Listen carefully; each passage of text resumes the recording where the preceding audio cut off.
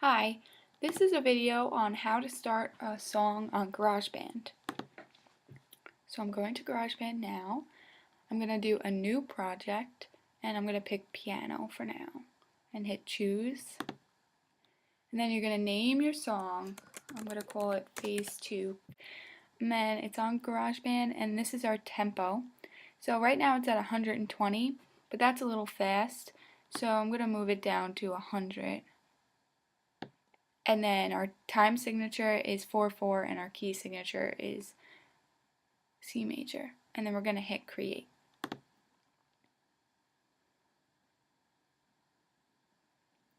So this is what it looks like when it first pops up.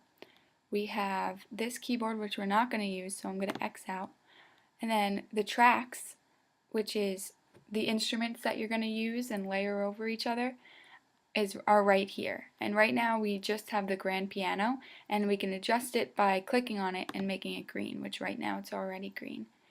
So here it is mute or unmute the track. If you just hover your mouse over there, it'll tell you. And this means that if you have multiple tracks in the queue over here, you can mute the grand piano and hear all the other ones. So you click that, and then here is solo or unsolo the track, which means if you have multiple tracks in the queue, you can click it and you'll only hear grand piano. Right here is where you control how much sound you want in each speaker. I'm assuming that you have two speakers, a left one and a right one, and you can adjust which speaker you want to hear more in. And right now we're just going to keep it in the middle. And then here is where you adjust the volume of the track. So right now we're going to switch ours to drum kits, hip hop kit. In order to use the tracks, I find it very easy to use your computer keyboard. So to do that, you hit Command Shift K. So I'm going to do that. And then this will pop up. This is a key, like it correlates with the keyboard on your computer. So from keys A, S, D, F, G, etc., that's right on your keyboard, and when you click it, you hear the sounds in the instrument you chose. It's a little different for the drum kit because each key will give you a different sound. And then right here, Z and X, that'll control the octave, which with the drum kit will control like make other sounds available. And for mine, I'm going to look for a snare drum and the kick drum. So there. So L and J, that's the snare and the kick drum. And I'm going to make a groove using those instruments. So when you want to start recording, you hit record right over here on the bottom. But keep in mind there's going to be a click, click, click, click, which is the metronome, which keeps you in time. And so I'm going to do that right now.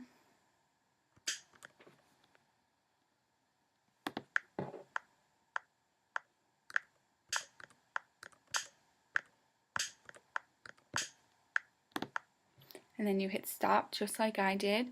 And now you have, we don't need the keyboard anymore. Now you have this, which is what we just played.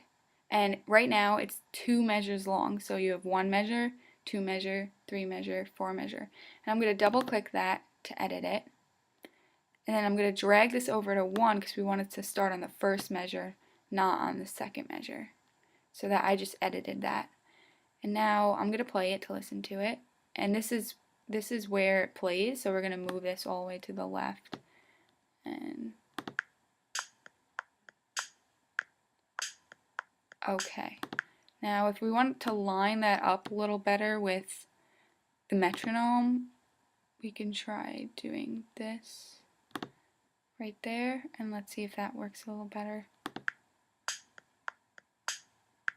Yeah, so that just edited a little bit, and that's just quantized note timing.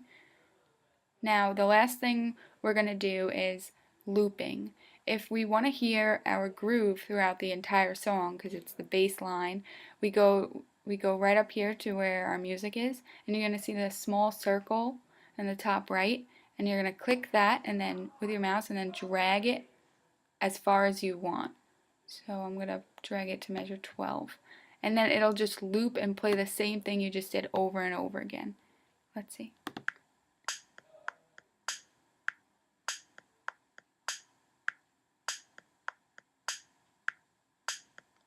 Okay, so it worked. And that is my introduction video on GarageBand.